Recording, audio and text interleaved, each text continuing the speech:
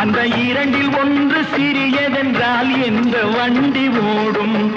உனை போலே அளவோடு உறவாட வேண்டும். உயர்ந்தோறும் தாழ்ந்தோறும் உறவு கொள்வது அது சிறுமை என்பது அதில் அர்த்தம் உள்ளது. பரமசிவன் கழுத்தில் இருந்து பாம்பு கேட்டது, கருடா சௌக்கியமா?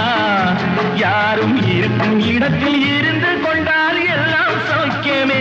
கருடன் சொன்னது அதில் அர்த்தம் உள்ளது.